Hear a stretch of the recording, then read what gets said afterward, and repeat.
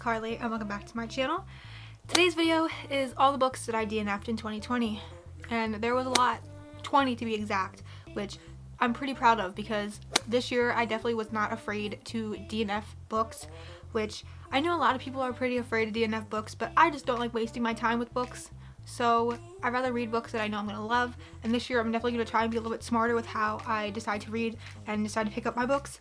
So we're just going to go down this big list of books that I DNF'd this year, and it should be interesting. Also, can we just talk about my shirt? I just love this. I got this off Depop. Cute, good purchase. Alright, we're just going to start going down the list. First book that I DNF'd was Piece of Work by Stacey Hart. I DNF'd this in January at page 2. I remember reading this and trying to get into it, and it just wasn't for me. It was very architect heavy, if you want to say that. It's very art heavy. That's not for me. Didn't like it. Wasn't good. Next book was an ARC that I received, and that was The Kissing Game by Marie Hart. I got this as an ARC on NetGalley, I'm pretty sure. I DNF'd this at 4%. It just, the writing and just how it was going just wasn't good, and I'm pretty sure there was a line for tall, dark, and handsome in there, and the guy was a blonde, or was a white ginger. The next book was, I realized this author this year is not for me at all. Very YA contemporary, and that was 99 Days by Katie Cotugno. I read till 34 chapters. I'm pretty sure I read this on audio, and I DNF'd it in January, and I just don't like her writing. I tried a lot of her books this year, and I made sure at ALA to stray away from her books because I know I wasn't gonna like it. Why am I gonna pick it up?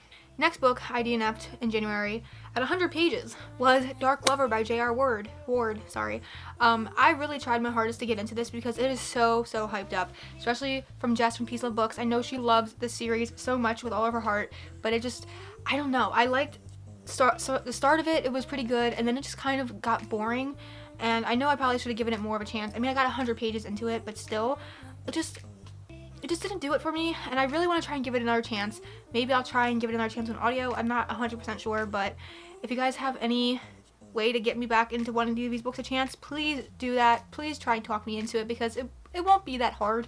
If I know you like them and you want me to try and give them another chance, please let me know, and I'd be happy to do that because I want to be able to like these books, but some of them are just absolute trash and there's no coming back from them. Speaking of trash, the next one, Two Lives of Lydia Bird. I read this in February, DNF'd it, I got page 34. Now, I know a lot of people actually did not like this book this year. I'm glad I'm not the only one because at first, in the beginning when I read this, I was like, what the hell, am I the only person that does not like this? It is really grief heavy. It's about a girl that loses her fiance or her husband or whatever, and it's just basically her being depressed the entire book.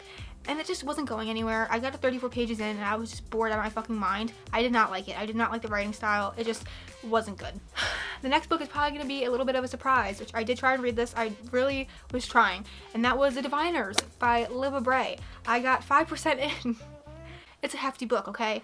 I DNF'd that in February, so I really tried. I was trying to read this physically, which I think was my mistake. I definitely think if I read The Diviners again, I would probably try and do it on audio. I just feel like it is so dense, and there was just so much to it that I just couldn't kind of get my head wrapped around it when I was trying to read it. It just wasn't for me. Next surprising one that I was actually buddy reading with Jocelyn from Jocelyn Reads, I'm pretty sure, was Stalking Jack the Ripper, and I got, is that 41 or 4% in? I'm not sure. I remember trying to read this, and I remember in the beginning I was really enjoying it, and then it just got really boring in the middle, and I just was like, I can't do this anymore.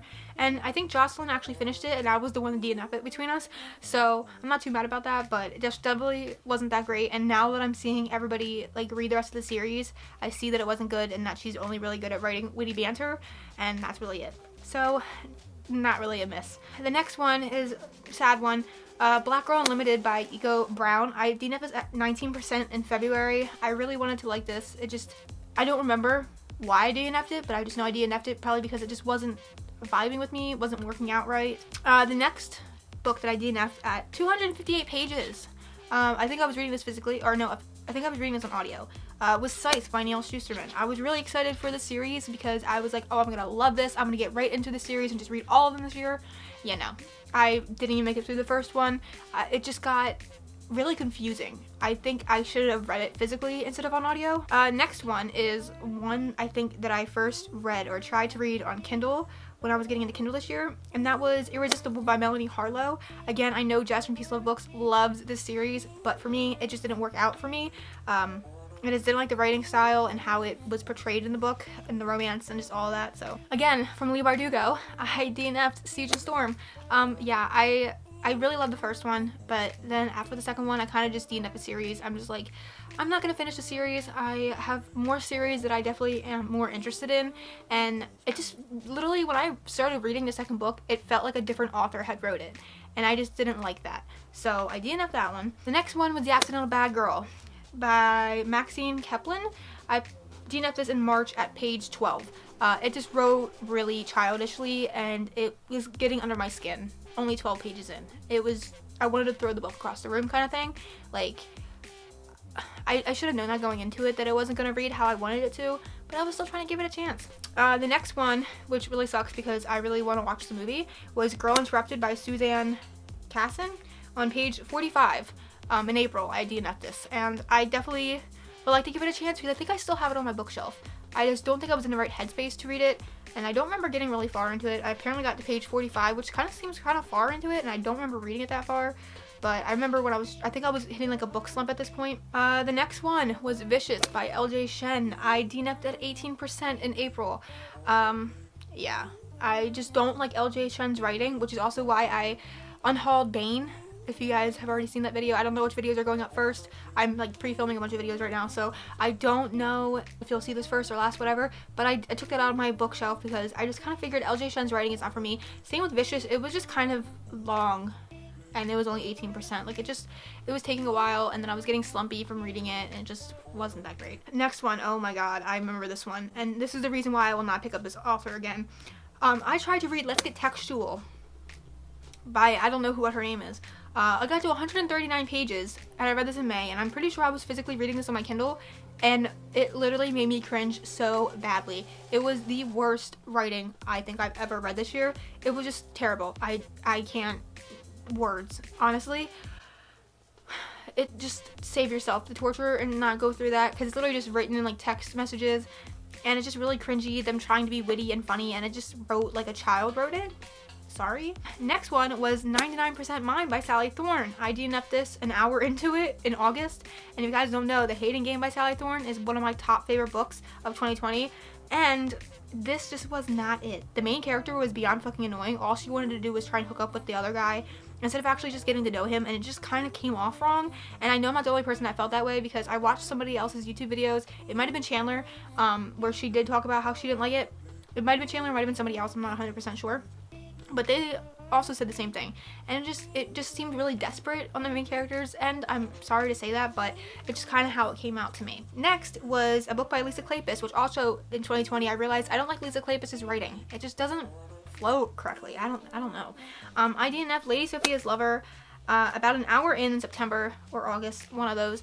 I just did not like it. I remember being at work and just being like completely lost with where the fuck the book went. Like, it just kind of went like berserk, did a whole 180.